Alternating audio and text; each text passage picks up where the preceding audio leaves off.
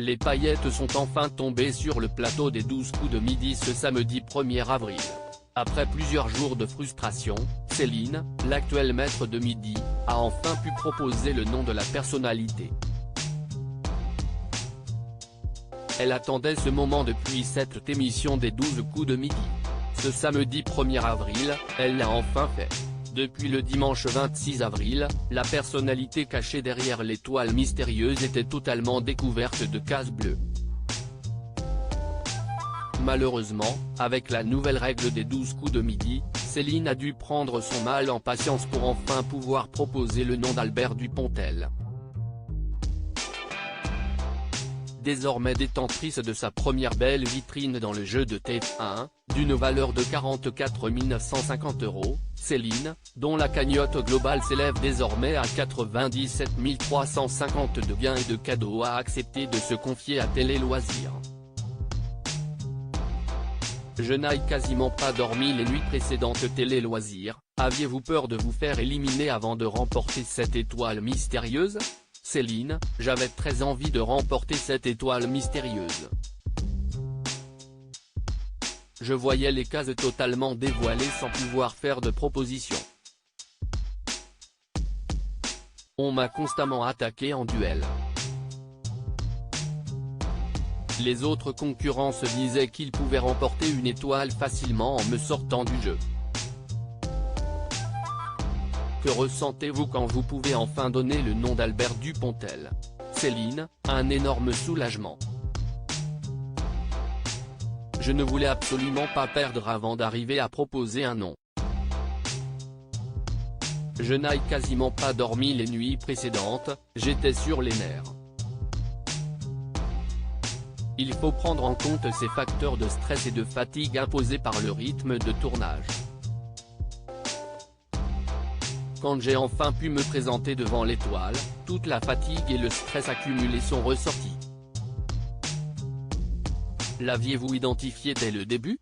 Au départ, avec tous les indices, j'avais 2 noms en tête. Quand la dernière case se dévoile, je me rends compte qu'il ne s'agit pas d'eux. Il faut savoir qu'on voit moins bien sur le plateau que devant sa télévision. Je ne reconnais pas son visage. Comment finissez-vous par le reconnaître ? Je suis repassé par les indices. J'ai pris un morceau de papier où j'ai renoté tous les indices que j'avais en tête. J'ai dû refaire preuve de déduction et ça a fonctionné. Céline, les 12 coups de midi, à cause des grèves, certains n'ont pas pu venir pratiquer les jeux chez vous ? Je joue avec mes copains.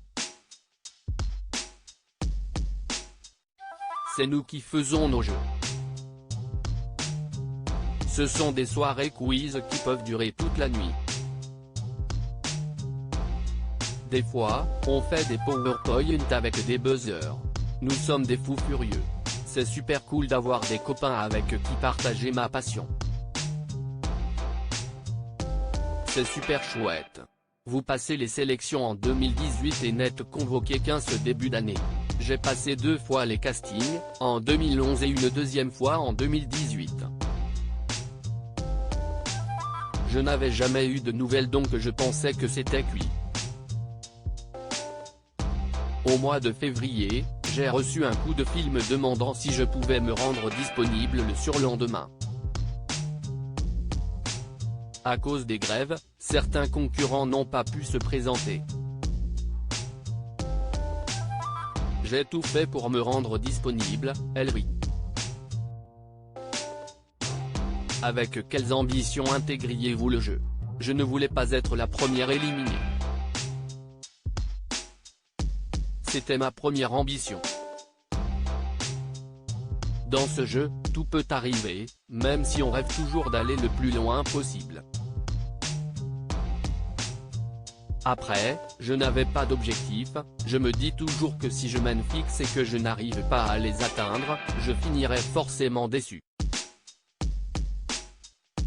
Céline craque en plein tournage et fond en larmes après avoir vécu une semaine éprouvante pour découvrir l'étoile mystérieuse. Étincelle, hashtag les 12 coups de midi, étoile brillante, @TF1 pic. Twitter.com/N5SIEXFOL33, Jean-Luc Reichmann @JL-Reichmann, April 1, 2023. À lire aussi Céline, les 12 coups de midi, découvrez l'impressionnante liste de jeux télévisés auxquels elle a déjà participé.